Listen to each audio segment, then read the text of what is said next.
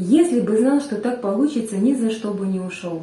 С другой стороны, а был ли выбор? Ведь в тот момент в семье накопилось столько напряжения, постоянные скандалы, упреки, обвинения. Невыносимо было жить. И вдруг появляется другая, с которой легко, которая понимает и любит просто так. Но там тоже оказались свои нюансы. Одним словом, пожалел, что ушел. Здравствуйте. С вами семейный психолог-примиритель Светлана Белькевич. Как вернуться, когда ушел? Психологи советуют обратить внимание на 4 основных момента. Первое. Правильно настроиться. Легко не будет. Жена будет злиться, обижаться, провоцировать, упрекать. Это очень тяжело, обидно, но нормально. Намного хуже, когда она делает вид, что ничего не произошло. Молчит и мило улыбается. Да вообще не понимая, что происходит, что у нее на уме, как себя вести. С юридической точки зрения вы можете вернуться на свои законные квадратные метры в любой момент. Но с точки зрения развития отношений это не самый лучший вариант. Хорошо бы снять квартиру на какое-то время. Обычно хватает 1 месяца, реже требуется больше времени. Кроме того, к этому времени большинство женщин начинает понимать, что муж ушел не просто так. Есть и ее доля вины и ответственности в том, что случилось. Второе. Ради чего вы хотите вернуться?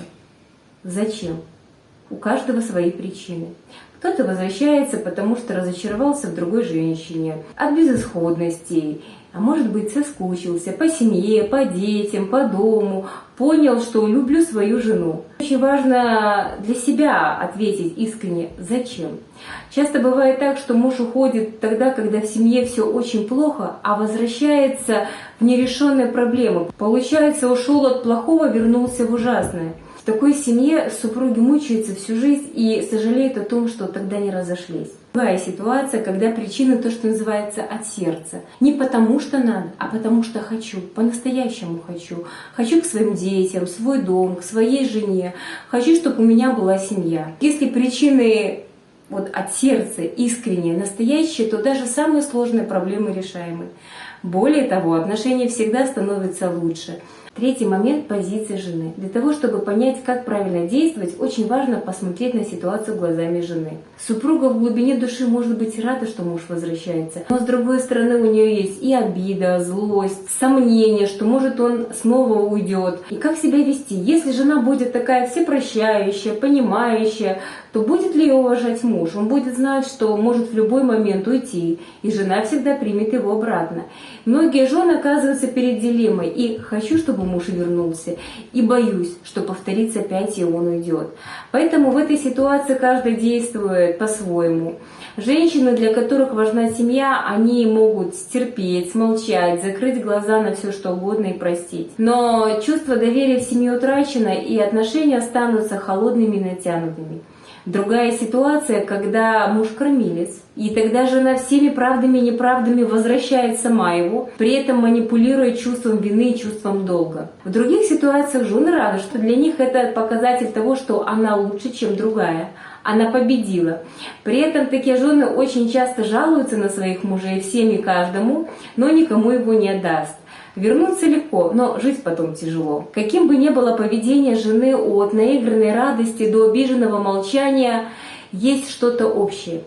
Она этого никогда не забудет и просто так не простит. И при первом же удобном случае нанесет ответный удар или будет всю жизнь вспоминать этот случай, чтобы манипулировать на чувстве вины.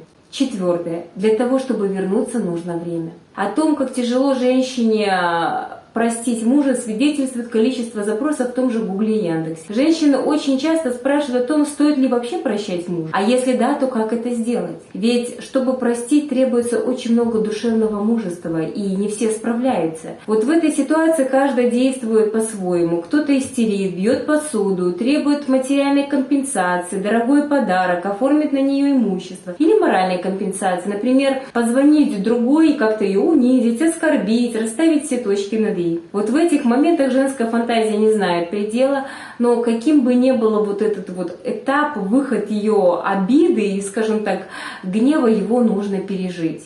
Самая большая ошибка, когда мужчина надеется, что жена простила. Нет, такого не бывает. Жена может никак не выражать свою обиду и злость, но это не значит, что их нет. Она просто их затаила. Об этом вам расскажет не только психолог, но и любая женщина. Это похоже на бомбу замедленного действия. Как же быть в этой ситуации? Лучше всего душевно поговорить в подходящее для этого время. Ключевым условием является в нужное время, потому что не к месту сказанные слова, разговор могут окончательно разрушить отношения. Как это лучше сделать? Например, можно сказать: «Я очень сожалею о случившемся. Своим уходом я причинил тебе боль, и я понимаю, что ты имеешь полное право на меня злиться и обижаться. Я готов понести ответственность. Даже, знаете, лучше я хочу искупить свою вину. Но, ты знаешь, я не хочу, чтобы мы попрекали друг друга старыми обидами. В каждой семье это будут свои слова и свой разговор. Но очень важно, чтобы этот разговор состоялся. Конечно, в теории все намного проще, чем в жизни. Тем не менее, какой бы ни была сложной ситуация, все решаемо. Вы можете уточнить любой интересующий вопрос в комментариях или написав лично мне. Все контакты внизу под видео. С вами была семейный психолог-примиритель Светлана Белькевич.